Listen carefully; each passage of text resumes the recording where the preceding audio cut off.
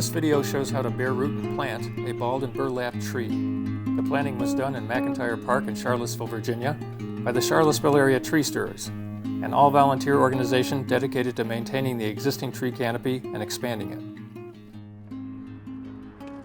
As we proceed, we will list the kinds of tools and materials needed at each stage in the planting process. At the start of the planting process, you will need the following tools and materials: a tarp to collect soil taken off the roots of the tree, bolt cutters to cut the heavy gauge wire of the cage securing the burlap to the root ball, a box cutter or knife to cut off the burlap, pruning tools in case any pruning is needed, and a hose or bucket of water to assist with bare rooting and to keep the roots moist once the soil has been removed. Okay, so this tree is in the form they call bald and burlapped. As you can see, the root ball, the soil around the roots has been wrapped in burlap, and then a wire cage is placed around it in order to keep it secure. So the first thing we need to do is to take the wrappings off, starting with cutting off the wire cage. Somebody want to cut the other side? Want you guys can I help? Yeah. So the reason we're doing this is to be able to get access to the root ball, I come in and cut. so that we can then see what the roots look like.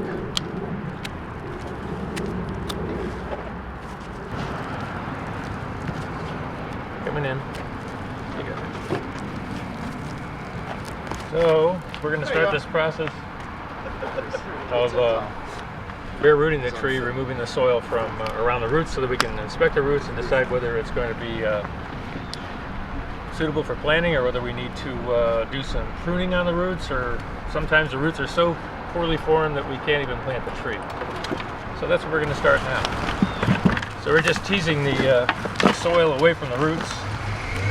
The soil's pretty loose, so it's coming off very easily. Sometimes you have to use a tool to get the soil off.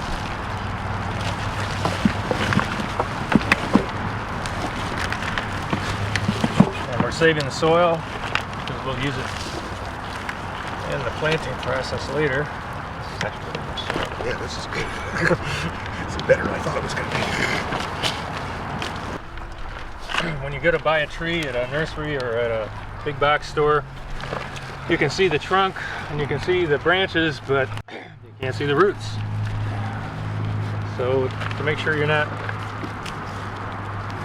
trying to put a tree into the ground that has a root structure that's seriously deformed, you have to get the soil off and take a look.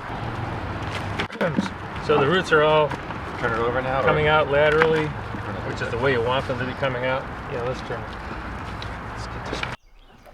Bare rooting the tree in this video revealed no significant root problems, so no root pruning was needed. This is not always the case. Often you will find dead, damaged, circling, or girdling roots that need to be removed. Sometimes root problems are so severe that the tree will not be able to succeed and should not be planted. At the planting phase, you will need the following tools and materials: a tarp, a shovel, a mattock, and a tamping bar in case you run into rocks, something to measure with to get the correct dimensions for the hole, some kind of water source, such as a hose or buckets of water. The tree will need up to 15 gallons of water at planting, organic mulch of some kind, such as shredded bark or wood chips, and compost, which is natural fertilizer to provide nutrients for the newly planted tree. No other fertilizer is needed.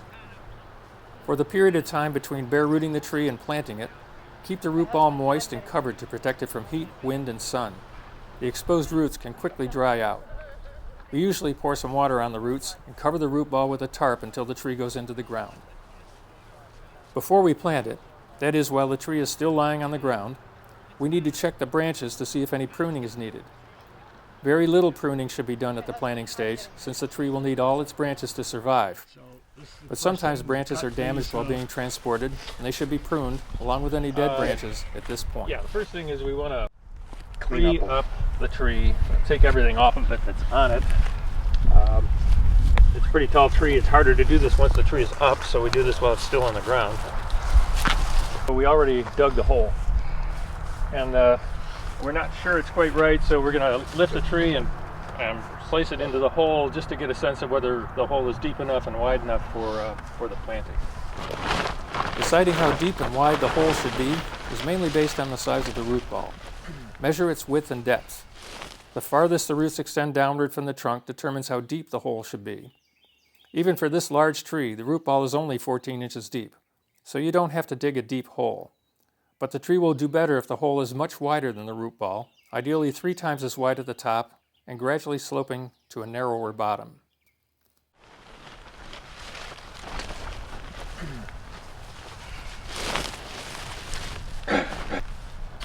Talk about this.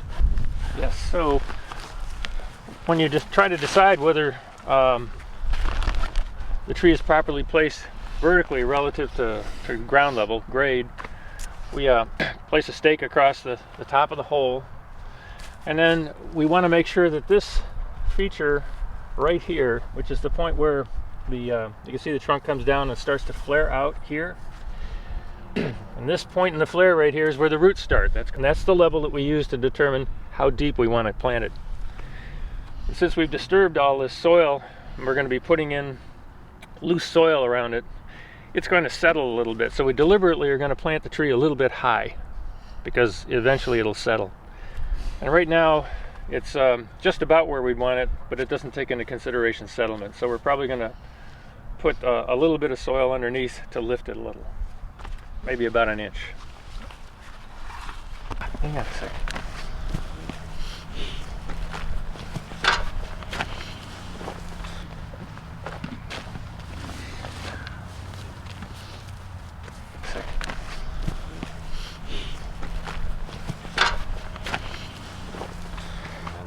He's compressing it so it's a little bit more solid.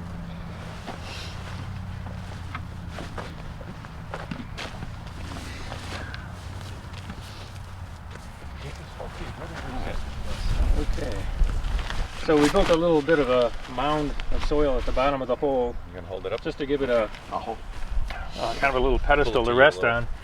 And we're going to pull all these roots outward, because the ideal position for the roots would be coming out this way, a little bit downward and outward.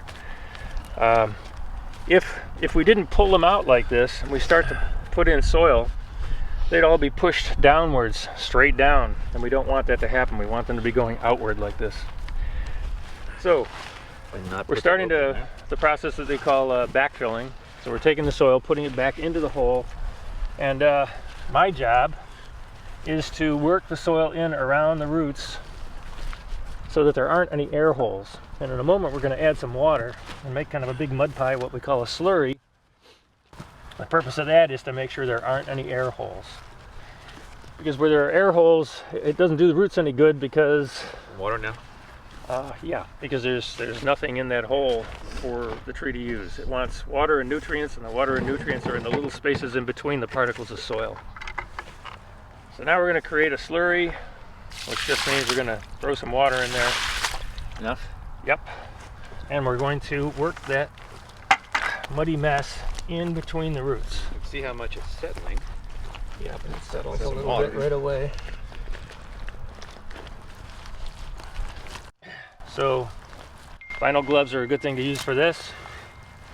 It's pretty warm today, but on a cold day this is no fun if you have wet gloves. So all the while that we're backfilling the hole with the soil, we have to make sure that the tree stands up straight. Right. So one person has the job through the whole process of holding the tree up until the tree can stand on its own by our having filled in enough of the soil to hold it in place. So we'll just continue to backfill like this. We'll get it maybe another third full, and then we'll add some more water and create a new slurry. I'm just working the soil in between the roots and trying to keep them moving outward. This is also a very useful way to do it, is to put the dirt on a tarp, because it makes it so much easier to backfill the hole. Very true. If the soil was out here sitting on the meadow grass, it'd be hard to get back in. And Good job. Looks like we need a little bit more soil here, doesn't it? Looks like we're a little bit below grade. We've got We got compost plenty. in too. well, plus we have those buckets full. Oh, right. Soil. Yeah. Right. I'll go get some of those. Yeah, just get one. I think all of them's over in each here. We're now going to do what's called top dressing. We're adding a 1-inch layer of compost on top of the soil to provide natural fertilizer for the tree. Combined with the wood chips that we will use for mulch, this is all the additional nutrients the tree will need to augment the nutrients in the soil. Sometimes compost is mixed into the soil in the hole as a process called amending the soil. We prefer top dressing to amending because as the compost decays, it uses oxygen.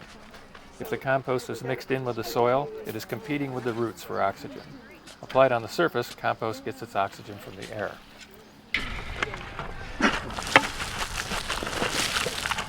So the last phase of the planting process is to protect the tree by applying mulch. Mulch serves a number of different purposes. It will gradually over time decay just like the compost and release its nutrients into the soil, and the roots will pick them up, use it to grow the tree. I guess we got one more. They act as insulation in the cold weather and insulation in the hot weather. They keep the tree a little cooler in the summer and a little warmer, the roots anyhow, in the winter. Proper mulching uses the 3-3-3 rule. That means leave a space of 3 inches between the trunk and where the mulch starts. The mulch should be no more than 3 inches deep at any point, and it should extend at least 3 feet out in every direction from the trunk of the tree. Now for the post-planting phase, when you may determine that it is necessary to provide protection for the tree against deer. You may need to stake it for support, and you may choose to use a water bag for watering. If you do, the tools and materials that you will need would include a heavy hammer or a stake driver for your stakes, a wire cutter for the wire fencing used in tree cages, cable ties to secure the wire fencing to the stakes used to hold the cage in place, 4-foot high 2-inch by 2-inch wire mesh fencing, and pressure treated 1 by 1 inch stakes in either 3 or 4 foot length. Yeah, okay, so the final stage in areas where you have an issue of a lot of deer around is to provide some protection against the deer who have a habit of wanting to do a couple of things. First, they want to browse, they want to chew these nice green tips. And secondly, the male deer, every year they grow a new rack of antlers, and they have kind of a fine velvety cover on them, which ends up being itchy to the deer, and they want to scrape it off. And the perfect thing they think for doing that is the trunk of a thin tree like this. Sure. So Hang on. Good. all right, then we're going to secure the stake to the cage using cable ties. The next question is whether your tree needs to be staked. Most trees don't need staking, but bare-rooted trees may, because we've taken the heavy soil off the roots. And sometimes trees planted in windy or wet areas need staking. So how do you decide? What you want to do is hold the trunk at about midway to the top of the tree, about halfway up. Gently pull on the trunk side to side. In the meantime, be watching the root ball. If the root ball moves while you're pulling on the trunk, you will need to stake the tree.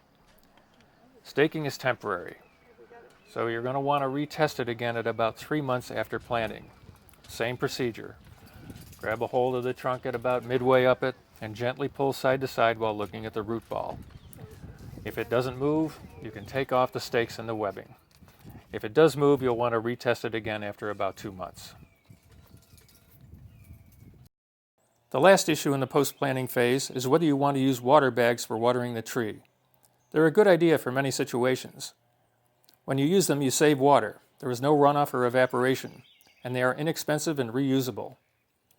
Keep in mind that around here in the Virginia Piedmont, they are not needed over winter since water demand will have gone down, and they provide a shelter for rodents that can damage the tree.